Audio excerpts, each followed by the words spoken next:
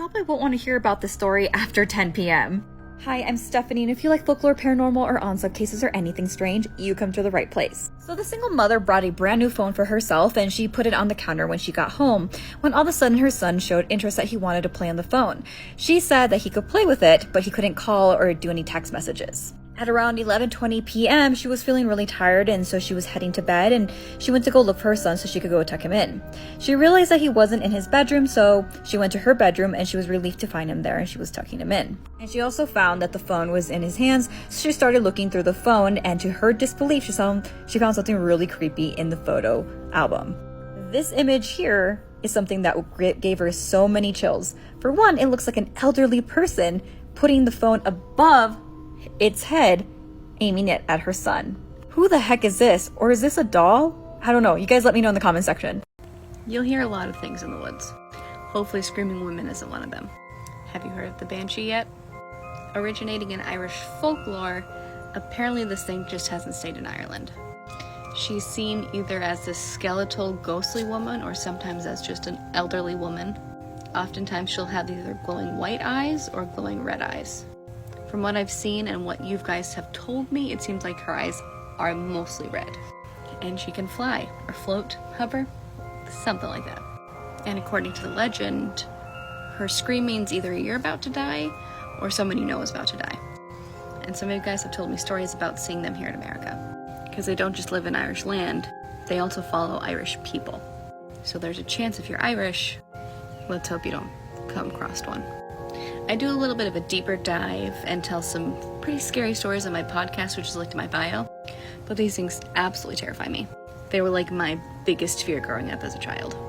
Like my sibling screaming banshee was enough to make me sprint away as fast as I could. They're not evil and they're not bad and they're not aggressive, it's just what they do and announce that people don't like. However, it has been known that banshees protect people from death. They tell if it's coming, they warn people that they could possibly be in danger. They can be kind of guardians of Irish people and their families, which is cool to see something that isn't necessarily evil or aggressive or wants you dead, but rather knows the immense sadness that comes from death and mourning and grieving, and warns you if it's coming or even tries to prevent it. I've never seen one myself. Have you guys seen them? Has anyone in your family seen them? I appreciate them. Old Irish magic is real. At least I believe it so.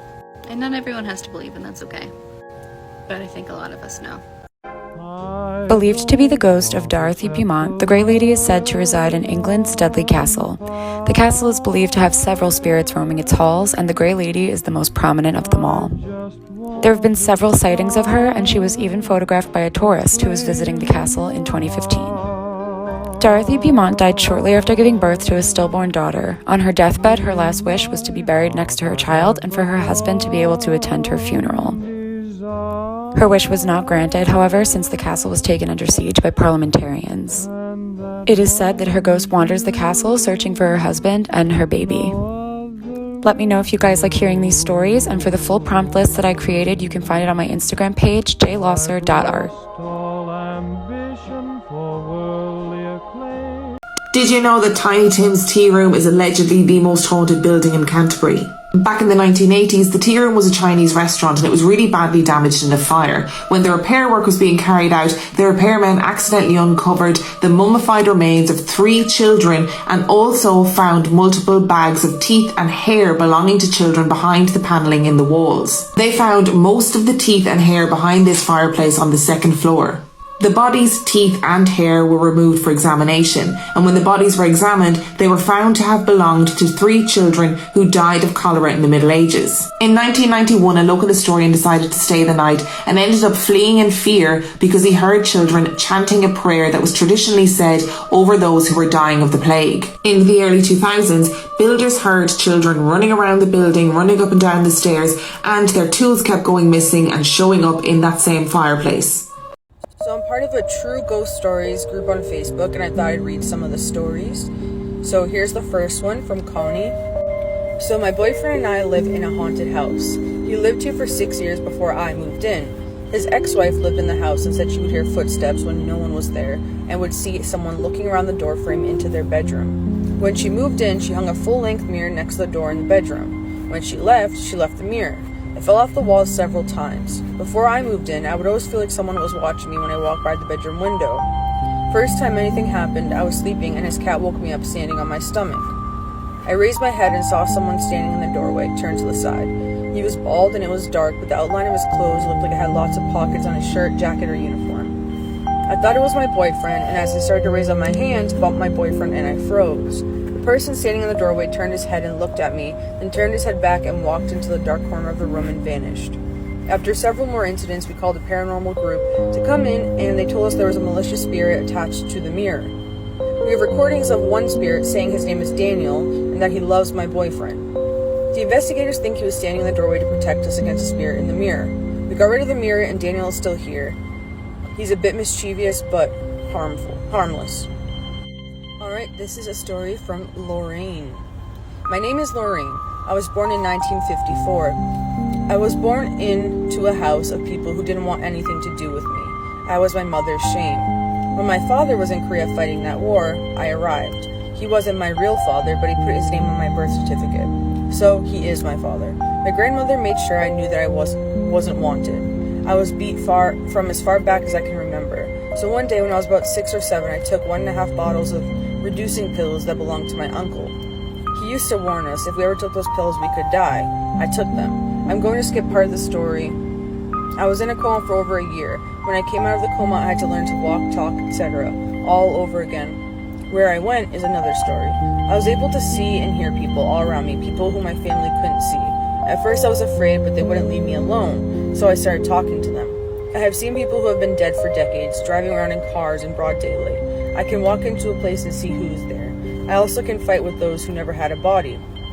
I guess you can say a gift. Most people wouldn't want. That's why I know spirits are around, that they do exist. Those who have missed the light, those are the ones who are angry.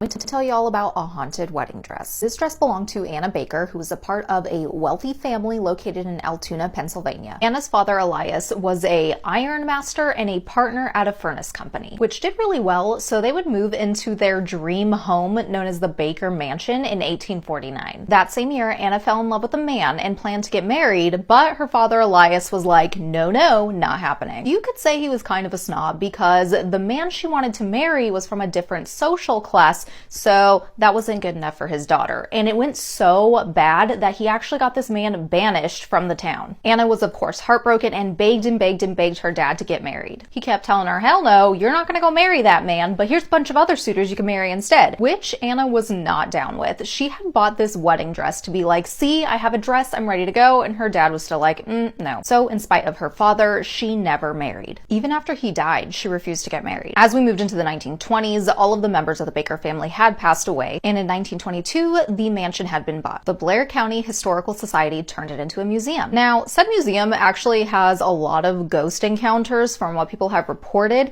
but here's the display of the dress. People have said they have seen the whole thing shaking, including that glass you see there, and there is no draft, no vent, no nothing, and it just shakes violently. While some have said they've seen a woman apparition in a black dress staring into this display at her wedding dress. Then there are also people who have said that they have seen a female apparition in the wedding dress dancing around the grounds. If you were to go to the museum now, the dress is no longer on display. They say that it's because of air pollutants and also sun damage that has happened over the years, but many suspect that it's because so many weird things have happened with it. I was driving a friend home late at night when I was around 21. She lived in a pretty rural area outside of St. Louis, Missouri, and about a quarter-mile from her house was an old abandoned farm and farmhouse. I always thought of this place as non-threatening, as she told me she and her 2 sisters would go there as kids and they found an attic full of cool things, including a trunk of vintage women's clothing and old love letters. Like something out of a movie. Anyway, I'm driving her home and it's a hot, humid Missouri summer and we have the windows open as the late night had offered some cool air. We are also singing at the top of our lungs. We pass the abandoned farm and I drop her off at her house. I wait long enough to see she makes it inside and I head back out the way I came. I'm driving along and I get to almost where the farm is and I see 2 things in the road. My danger meter goes off as I had just driven this road and there was nothing there. I put the windows up and make sure the doors are locked. I get closer and I realize the items are 2 car batteries, spaced out in the road, which was basically a 1-lane road, in a way that I would have to get out and move them to drive on the road. I immediately knew I wasn't getting out of the car, so I picked the side of the road that had the lesser ditch and I gunned it. I was driving a little SUV and remember feeling the car run over branches and things in the little ditch, but I just gunned it and got out of there. All the way home I felt creeped out and kept checking my rearview mirror. I called my friend the next morning and told her what had happened, and we both agreed it was weird. Shortly after that I moved to another state and didn't think much of it after that. Fast forward to 2 to 3 years later when I was back visiting my hometown. I randomly ran into my old friend and she ran up to me with wide eyes and grabbed my arms. She asked me if I remembered what I told her that night. I said yes, and she proceeded to tell me that not too long after that had happened her family was awakened in the middle of the night to someone pounding on their sliding glass door. Her dad went to check and saw 2 naked, injured women and let them in and called 911. They had been abducted from St. Louis City about 40 minutes away, by 2 men and brought to the old, abandoned farmhouse where the men tortured and raped them. The women somehow managed to get free and ran to the only light they could see, the light over my friend's garage. They survived, but the men were never caught. There was evidence the men had been going there for a while. My friend was convinced they had put the batteries in the road to lure me out of the car. I'm just really glad my gut told me not to.